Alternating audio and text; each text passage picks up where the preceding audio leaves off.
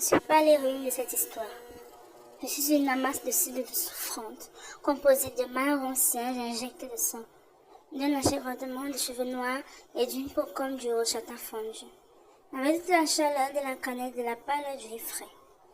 Je suis des marbres fins comme ceux des papillons, des courbes délicates, des longs cils tristes, des petites mains et une bouche encore plus petite, toute en douceur et boudeur, exactement comme celle de ma mère.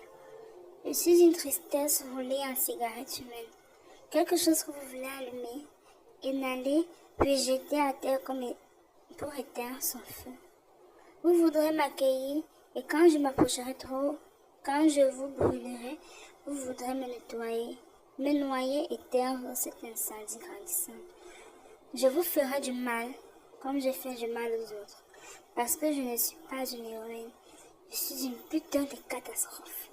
Mon nom est Juno, mais personne ne l'écrit ainsi, Juno. C'est beaucoup plus simple. Je porte le nom de la capitale de l'Alaska, et quand un gamin de l'école primaire a cherché ce nom sur Google et découvert que c'était la deuxième plus grande ville des États-Unis, il a trouvé hilarant de m'appeler la deuxième plus grande fille de l'école à JF Corée. La première place, bien sûr, était occupée par une fille avec un nom de lieu, Kansas Summers. Un nom presque si étrange que le mien, voire un peu plus. Nous étions les deux grandes filles, non pas parce que nous étions charpentées, mais parce que nous nous étions gardées et bien lourdes. Les enfants pouvaient courir sur nous, mais nous étions des tanks, et ils rebondissaient sur nous comme des balles en plastique. On avait été fins comme des bandits étant que bébés, mais bon sang! Dès la maternelle, nous avions poussé comme des mauvaises herbes, grandes et robustes avec des grosses têtes et des bouches encore plus grandes. J'apprends des chichois à tout imbécile qui osait s'en prendre à nous. Parce que les enfants ont un nom bizarre devaient se serrer les coudes, comme ça ces mots étaient inséparables. Elle avait les yeux bleus et les cheveux blancs, le parfait modèle pour un enfant rondelette. Et moi, eh bien, j'étais moi. Une gamine rondelette aux yeux marrons, avec des cheveux marrons foncés, une grande sœur délicate et tenez-vous bien, qui portait aussi un nom de lieu, Aspen. Elle avait des os fins, des longs doigts qui glissaient sur les touches de piano comme de l'eau, noyant tout le monde et tout autour d'elle dans une douce mélodie. Ses cheveux étaient moins ternes, plus roux, un peu auburn, et elle avait hérité des yeux bleus de papa. Ce que j'étais de dire, c'est qu'elle était toujours beau, et moi, j'ai fleuri tardivement, vraiment, vraiment tard. Je n'étais pas encore fleurie quand nous avons rencontré pour la première fois un autre gamin avec un nom de lieu. Il avait aménagé à Buenos Park, Californie, à l'été 98, quand nous étions à ceux deux, et il s'appelait Caspian, comme la mer Caspienne, mais personne ne l'appelait ainsi parce qu'il était son nom de famille, Booker. Personne ne se moquait de Booker, car il pouvait coucher une sixième par terre d'un seul coup de poing, et il l'avait fait le jour même où il avait aménagé. Le nouveau vient d'être envoyé au bureau du directeur, disait une fille. Victoria Ferris, je crois, la fille qui ferait probablement une bonne femme de sénateur un jour. Propre sur elle, toujours habillée comme pour aller à l'église. Pourquoi? Avais-je demandé. Une sixième a claqué la tache des soutiens-gorge de Kansas. Le nouveau n'a pas aimé ça, avait dit Victoria, et je pouvais entendre un point de jalousie dans sa voix.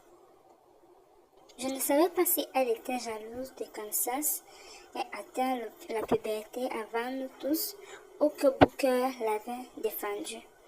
Il était dans une autre classe dont je ne le connaissais pas. Je ne savais même pas à quoi il ressemblait. Victoria, elle, évidemment. « Où vas-tu » m'avait demandé Victoria tandis que je me lançais. « Trouver Kansas » avais-je crié par-dessus mon épaule. Je courus dans l'école jusqu'à ce que le professeur m'écrit dessus. Puis je marchai rapidement lorsque bureau à la réception, assise sur une chaise face à l'accueil, il avait le cansace, la main posée sur ses genoux et des larmes roulant sur son visage. Murmurai-je en prenant place à côté d'elle. Je passai un bras autour de ses épaules et elle se mit immédiatement à sangloter contre ma poitrine, me prenant par surprise. Frances était une fille forte. Elle ne pleurait pas souvent.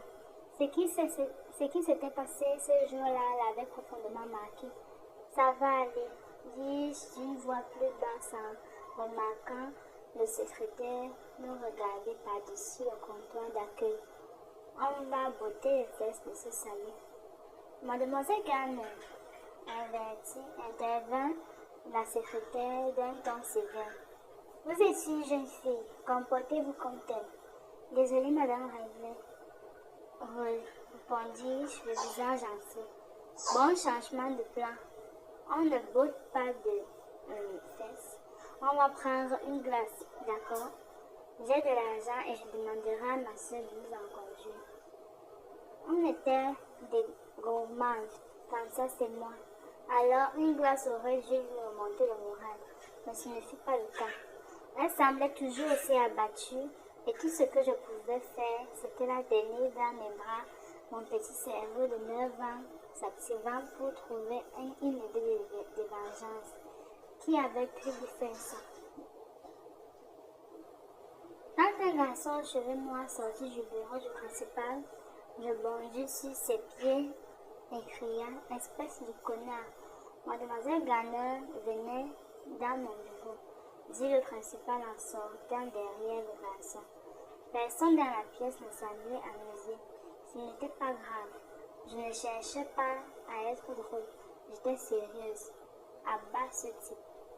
Ce n'est pas un connard, dit d'une voix douce derrière moi. C'est lui qui m'a défendu, Julien. Oh, fis-je en regardant le garçon aux cheveux noirs, essayant de lui voir sous un autre angle. Je réalisais alors que je ne l'avais jamais vu auparavant. Il devait s'appeler Booker, et je ne venais de le traiter de connard. Je suis désolée, dis-je timidement en me dirigeant vers le bureau du principal. Monsieur Stroke, mon Dieu, comme je détestais Monsieur Stroke. Il avait un visage fait pour être frappé avec une bouche tordue et un sourire constant et des sourcils épais qui ressemblaient à des chenilles et qui remuaient quand il parlait. Booker ne m'a pas regardé. Il passa à côté de moi comme si je ne restais pas. Ça va? L'entendis-je redemander à Kansas. Oui, répondit-elle d'une toute petite voix. Mademoiselle Garner, dit M. Strouk, me rappelant que j'avais des explications à donner. Il me fit entrer dans son bureau, me surmonna et me donna une semaine de retenue. La retenue à l'école Arthur F. Corey consistait à passer son déjeuner et sa récréation dans sa classe car il ne pouvait pas nous garder après les cours. C'était autant une punition pour votre enseignant que pour vous, ce qui rendait la chose encore plus pénible car cela donnait à votre professeur une autre raison de vous détester. J'étais sûre que ma prof me détestait déjà. Alors qu'est-ce que ça pouvait bien changer? J'étais une trouble faite avec une grande gueule. Quand je sortais du bureau du principal, Kansas était toujours là et assis à côté d'elle se trouvait Booker. La lumière florissante faisait briller ses cheveux noirs. Il avait des yeux dorés étranges comme un tigre et quelque chose d'un peu sauvage en lui. Les joues devinrent rouges quand ils se levèrent tous les deux.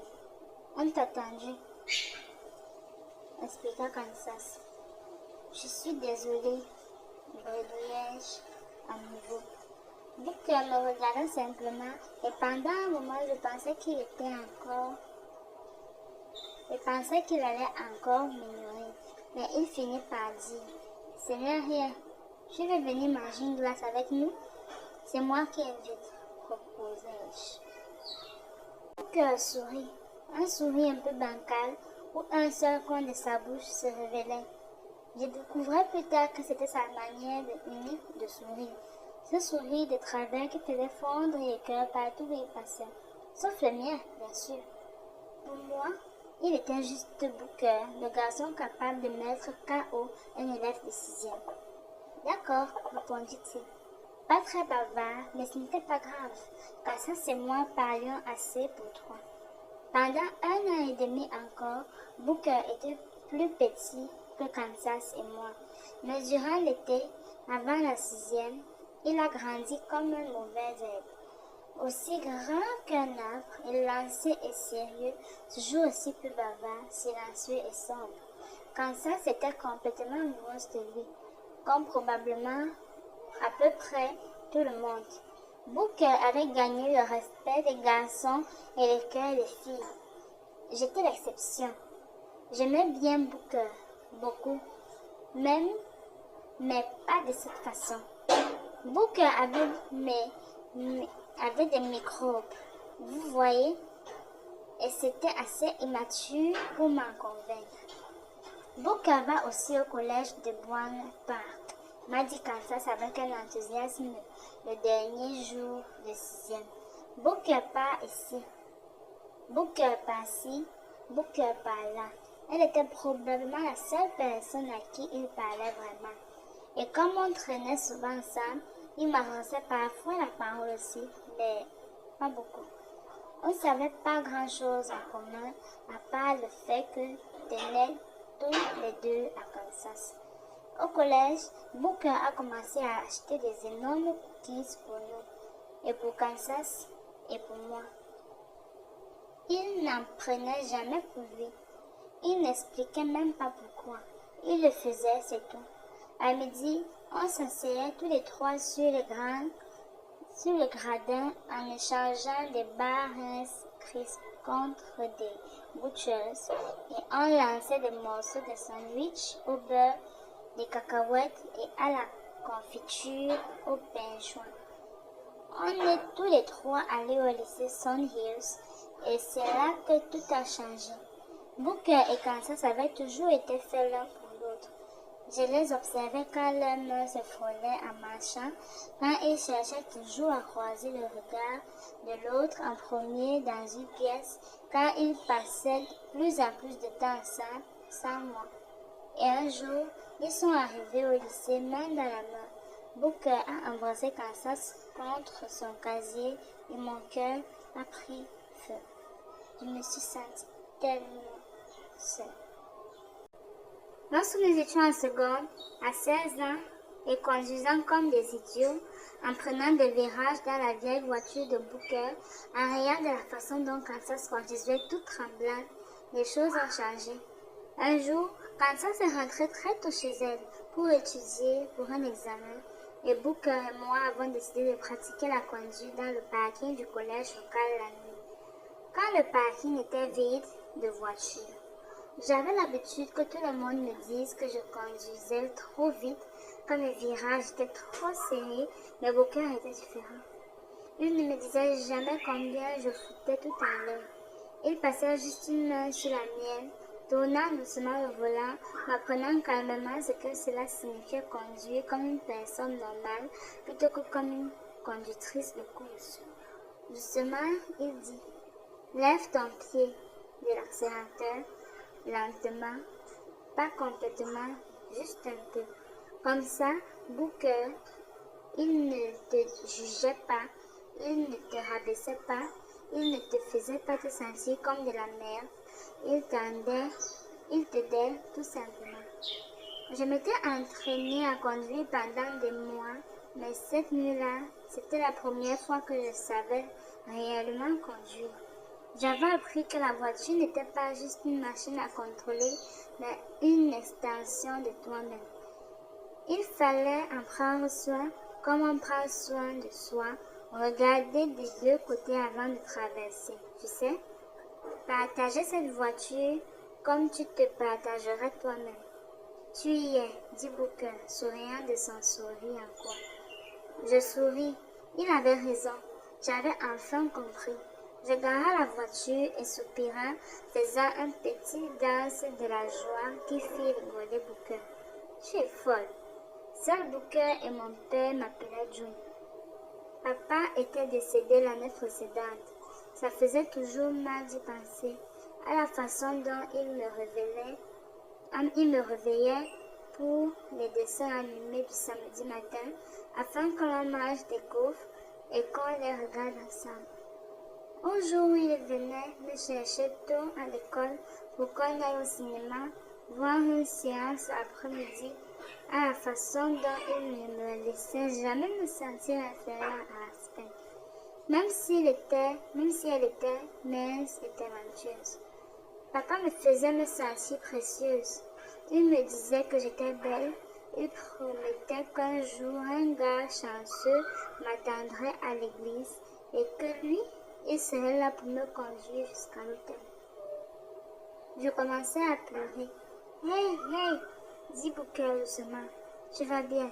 Je te promets que tu vas bien. Vraiment, lui demandai-je, levant les yeux avec une expression de tristesse défigurée. Bien sûr que tu vas bien, dit-il. Tu es la personne la plus forte que je connaisse, John. Je crois pas, Booker, murmurai-je. Je suis en train de craquer. Je sais pas combien de temps je peux continuer à faire semblant. Je vais pas bien. Je sais tellement, mais je vais pas bien. Mais tu vas bien, dit Booker, posant sa paume contre ma joue. Personne n'est parfait, John. Être forte, c'est pas être parfait. C'est persévérer exactement ce que tu as fait. Tu es blessé, mais tu souris toujours. Tu laisses pas Kansas voir ta douleur. Tu la rends heureuse. Tu me rends heureux. Vraiment? Demandai-je soufflant. Je crois que je cherchais des compliments à ce moment-là. Mais ça me faisait du bien et je ne savais pas que j'allais le regretter. Parce qu'un instant plus tard, Booker se pencha en avant et posa ses lèvres sur ma joue. Mon souffle se coucha dans ma poitrine surprise. Booker, murmurai-je, tremblant. Je tiens à toi, dit Booker doucement, probablement plus que je ne devrais. Je n'arrive pas à vraiment comprendre ce qu'il me disait. Qu'est-ce que ça veut dire, plus que je ne devrais? Lui, j'étais une idiote. Je savais pas lire ce qu'il me disait. Tu comprends pas, dit-il. Comprends quoi? Je suis amoureux de toi, Joe.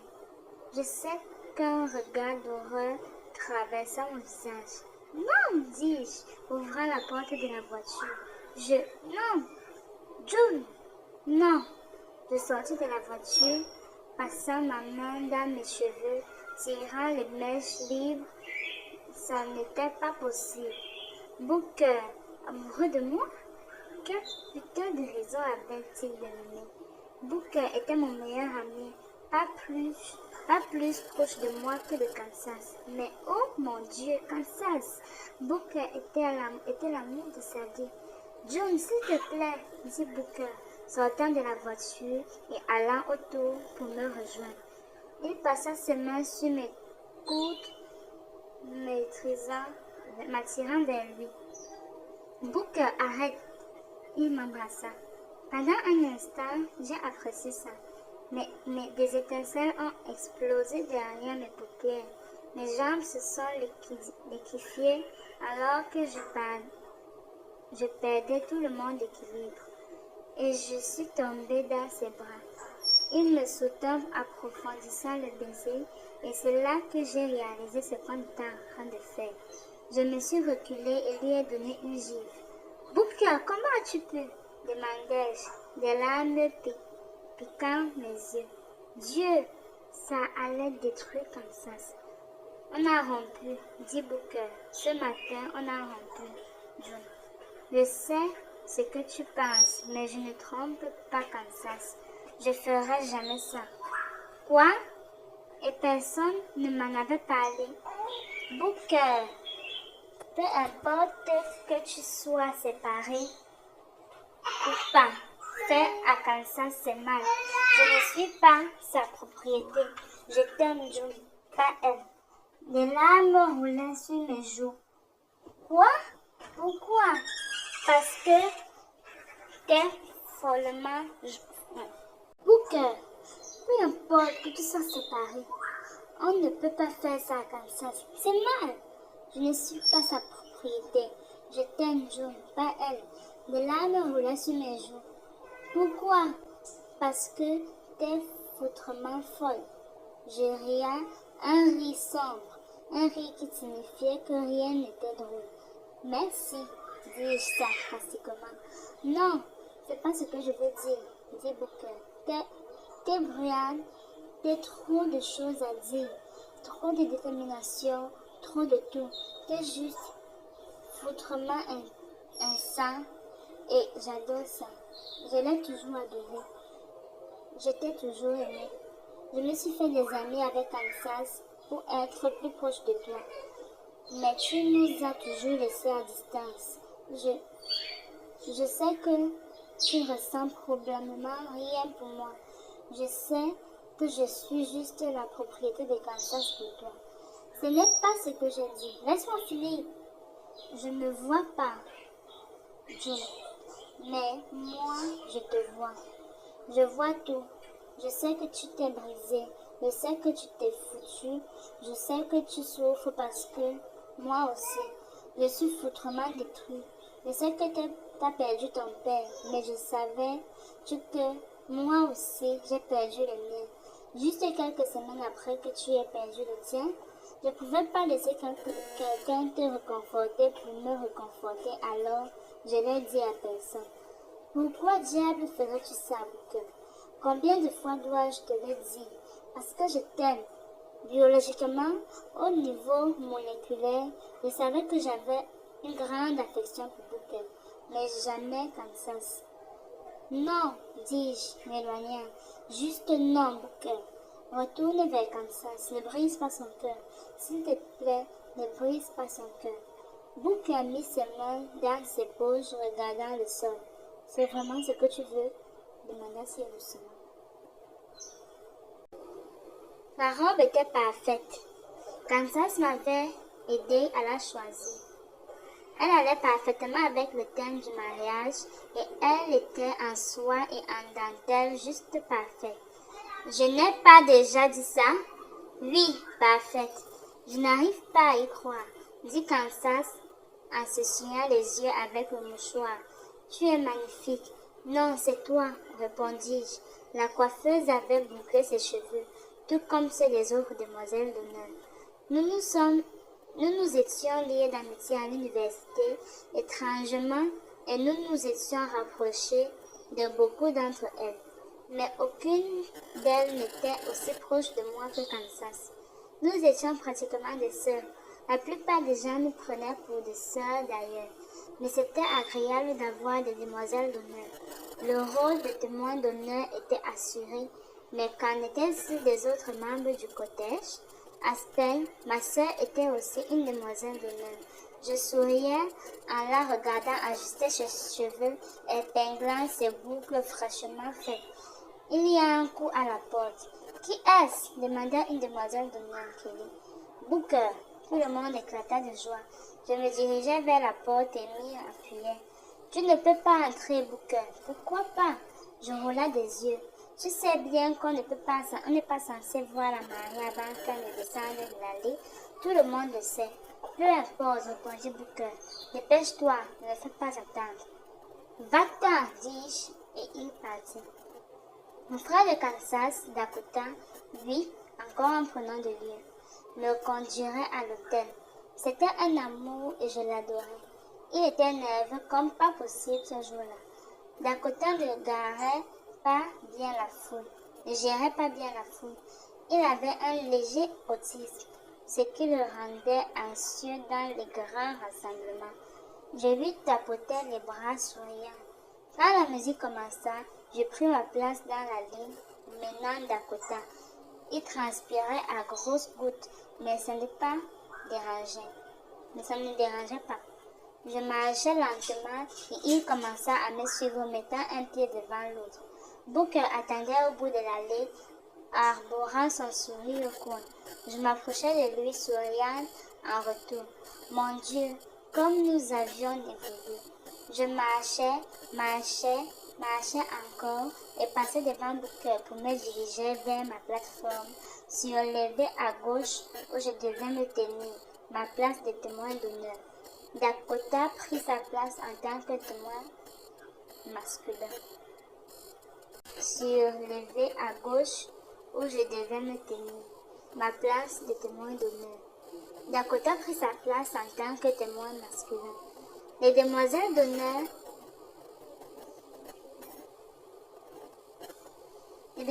d'honneur entraient une par une et je souriais à chaque passage. Ce jour-là, dans le parking de la communauté, j'avais dit à Booker que je voulais qu'il retourne avec Kansas. Que oui, c'était ce que je voulais vraiment, et il l'avait fait. Il était retourné vers elle, avait réparé ce qui était brisé, et il était tombé amoureux, vraiment amoureux. Je n'avais jamais regretté ma décision. Et aujourd'hui, c'était le jour de mariage. J'étais désespérément célibataire et ça me donnait un peu mal au cœur. Mais ça n'était pas la faute de personne, sauf la mienne. Le mariage commença et Kansas apparut dans sa magnifique robe blanche, faisant pâlir ma robe jaune en soie d'étincelles. Mais ça allait, c'était son jour, après tout. Je jetai un coup d'œil à Booker. Il souriait encore plus largement à présent. C'était tellement adorable que ça en devenait presque dégoûtant. Je souriais à Kansas quand elle me regarda et lui fit un signe de pouce. C'était son moment. La cérémonie fut magnifique, exactement ce que Kansas avait toujours rêvé. Lorsqu'ils échangèrent leurs vœux, la moitié de la salle était en larmes. Tout ce que je pouvais faire, c'était sourire. Sourire et sourire jusqu'à ce que me fasse mal aux lèvres. Mais je continuais de sourire, même après. Je ne pleurais pas. J'avais promis à Kansas que je ne le ferais pas, pour ne pas ruiner mon maquillage pour les photos. Après leur premier baiser en tant que mari et femme, les photographes nous poussaient dehors pour des photos, trop de photos. La plupart des femmes du cortège durent faire retoucher leur maquillage, même Kansas, mais je souris fièrement tout au long de l'après-midi. Une limousine amena les jeunes mariés vers la salle de réception, tandis que nous étions tous dans la voiture normale. Les demoiselles d'honneur étaient toutes en convoiturage, et je me suis retrouvée coincée au milieu d'une maison versa. Serré, inconfortable et décidément pas un endroit pour un témoin d'honneur, mais qui s'en souciait après tout. En tant que témoin d'honneur, je pris mes responsabilités à la réception, préparant tout pour l'entrée grandiose du groupe. Quand ils entraient enfin à travers les grandes portes, l'animateur les annonçant avec trop d'enthousiasme, la musique hurlant, je réalisais à quel point j'étais seule. Je n'ai pas que je voulais Booker, mais une partie de moi désirait ce qu'il avait. Ma meilleure amie avait épousé l'amour de sa vie et moi, je n'arrivais même pas à avoir une réponse à mes textos. Quoi de plus tragique que ça? C'était la nuit, je rencontrais Jamison, que je me souviens avoir vu du côté du marié à l'église. Il s'appelait Jamie et il me comprenait comme un livre ouvert. Il s'approcha de moi avec un verre de tequila pur. Tiens, dit-il, je pense que tu en as besoin. Je ne te connais pas. Je m'appelle Jamison. Jamie.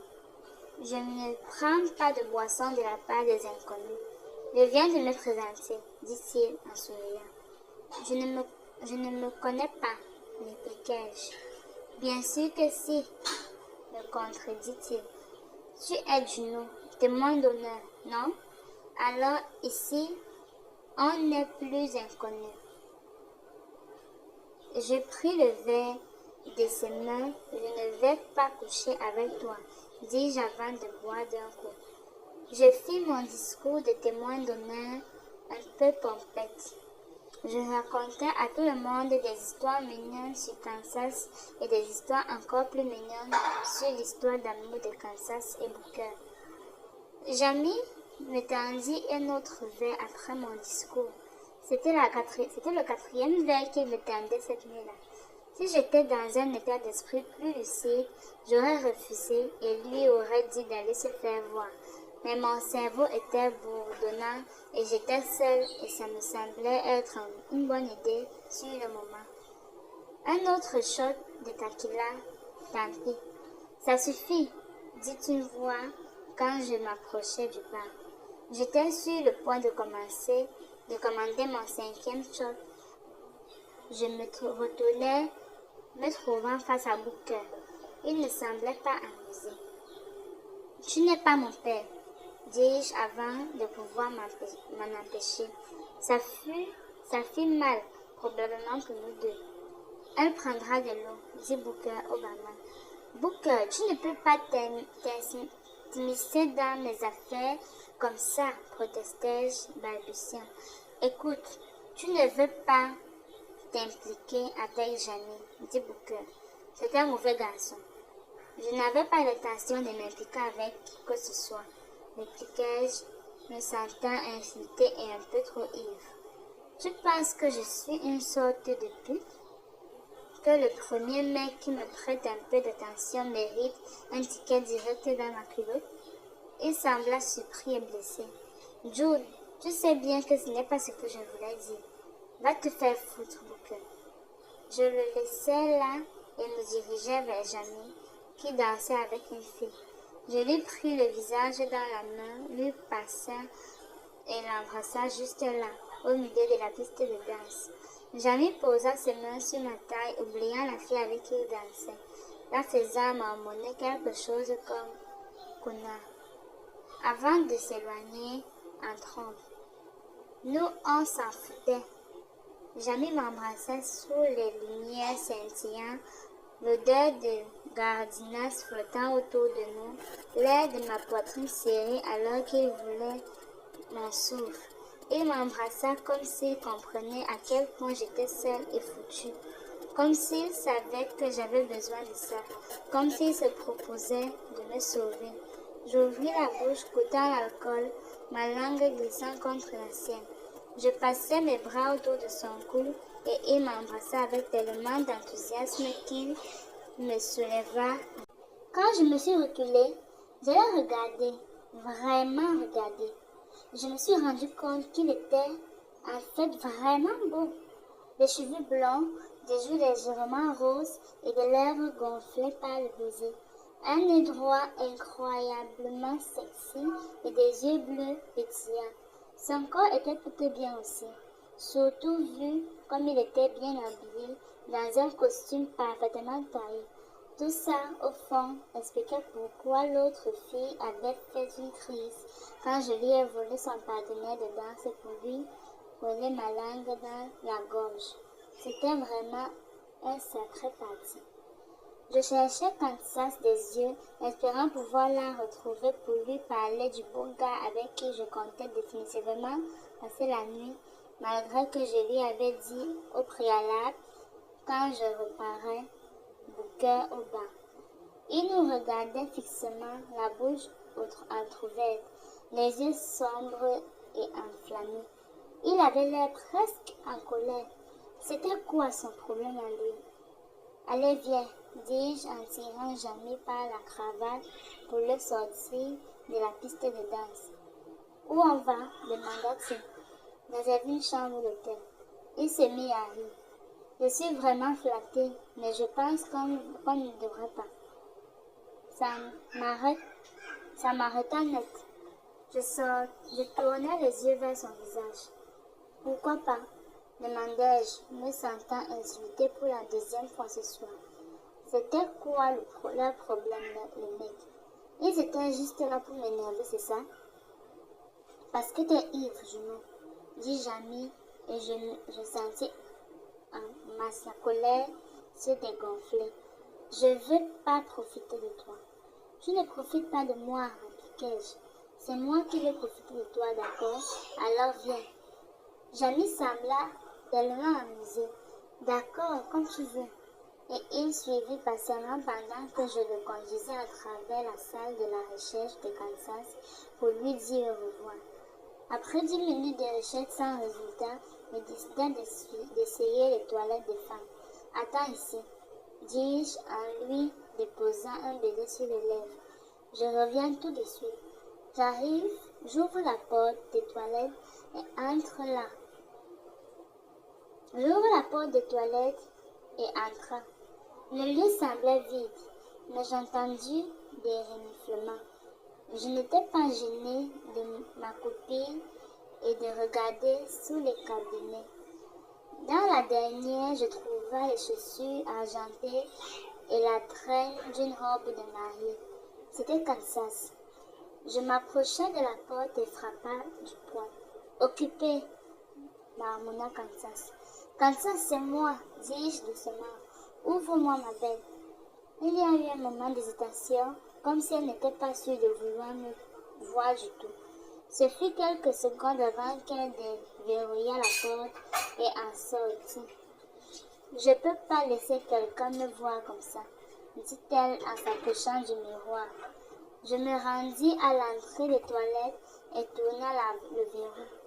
Personne ne passerait dans ces toilettes. Tant pis pour les filles qui auraient trop bu ce soir. Elle n'avait qu'à utiliser les toilettes des hommes si elle était vraiment pressée. Je la pris dans mes bras.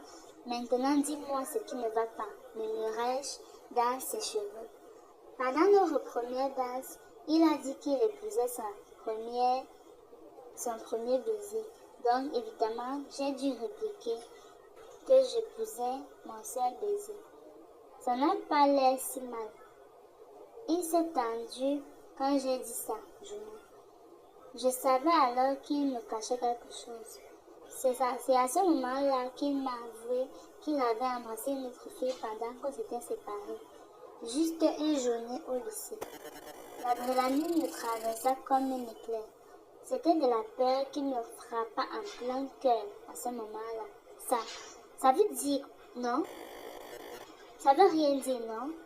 Demandai-je, la voix tremblante. Non, je me fiche de ce baiser d'adolescent.